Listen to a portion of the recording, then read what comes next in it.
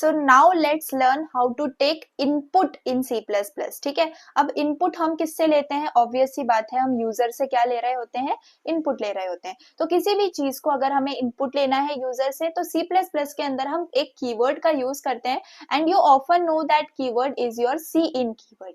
ठीक है, तो यहाँ पर हम सी इन को यूज करते हैं। अगेन इस सी इन का फुल फॉर्म क्या है?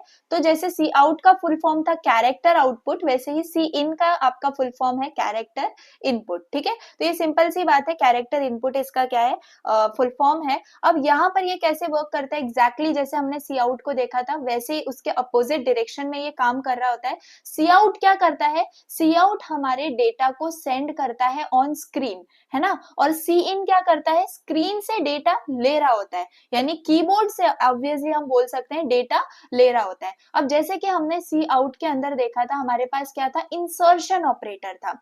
वैसे ही सी इन के अंदर हमारे पास क्या है? एक्सट्रैक्शन ऑपरेटर है। ठीक है, इस चीज को क्या बोला जाता है? इस चीज को बोला जाता है एक्सट्रैक्शन ऑपरेटर। आप इसको याद रख सकते हो फॉर योर एनीथिंग। ठीक है, आप इस चीज, छोटी छोटी चीजों को आप याद रख सकते हो।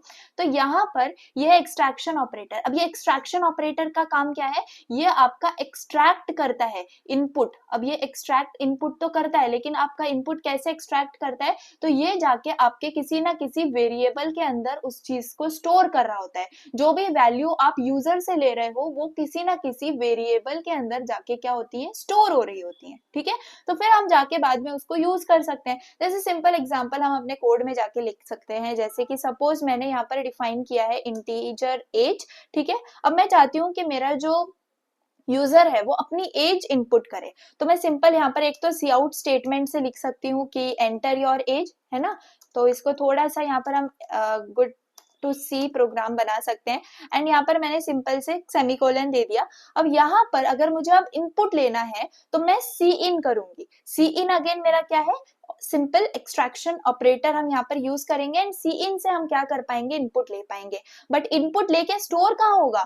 तो इनपुट लेके हमारा यहाँ पर इस पर्टिकुलर वेरिएबल में स्टोर होना चाहिए, तो मैंने ये वो यहाँ पर लिख दिया। ठीक है, तो सी इन होके कहाँ पर स्टोर होगा? उस वेरिएबल का नाम लिखना बहुत ज्यादा इंपॉर्टेंट है। अब मैं आगे जाके चाहूँ तो मैं सी आउट भी करवा सकती हूँ कि योर एज इज। ठीक है, अब मुझे जब इसको प्रिंट करवाना है, तो सिंपली मैं क्या कर सकती हूँ? और मैं यहाँ पर जो भी मेरा सी आउट का था insertion operator, same insertion operator का यहाँ पे यूज करूंगी, एंड यहाँ पर जाके मैं एज को प्रिंट करवा दूंगी एंड एंड ऑफ लाइन। ठीक है, तो अब ये जो कोड है, ये सिंपल एज को इनपुट लेगा एंड इनपुट को प्रिंट करेगा, बस इतना सा है। तो अगर मैं इसको वापस से रन करूं, तो मेरे पास आ जाएगा, देखो, एंटर योर एज। ठीक है, तो simple see enter your age वाला क्वेश्चन आया है, तो यहाँ पर मैं 20 लिख सकती हूँ, एंड एंटर करते ही मेरे पास आ गया योर एज इज 20। तो ये सिंपल सा छोटा सा प्रोग्राम हमने सी आउट और सी इन का यूज करके किया है।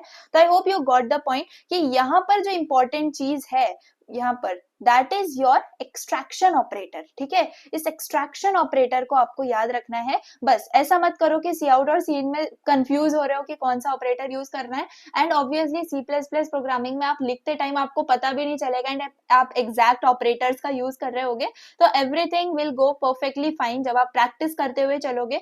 जितने भी छोटे छोटे प्रोग्राम्स मैं आपको करके दिखा रही हूँ, try to do the same on your VS code, ताकि आप मेरे साथ जो है कोड कर पाओ एंड ऑब्वियसली उन प्रोग्राम से फेमिलियर हो पाओ। ठीक है, so this is nothing but the input in C++।